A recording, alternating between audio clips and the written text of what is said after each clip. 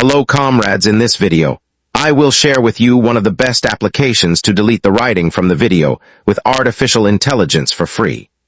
This application has several features. You can use it, but the topic of today's video is how to delete the writing from the video. To do this and delete the writing from the video, all you have to do is click on the video scan that here. After clicking on this icon, you will choose the video from which you want to write a writing from among the videos that you have in the exhibition. Simply, you will choose this video. For example, after choosing the video, it will appear to me in the following form. Click on this icon that is here, and in a few seconds you will find that the application has wiped the writing of the video with artificial intelligence in a professional way. As you see, this is it. The result is now to save the video to your phone gallery.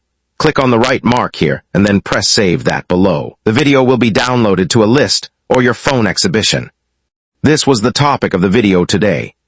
I hope you have liked it, and you have benefited from any problems. For any suggestions, I write in the comments, and meet in a coming video, God willing.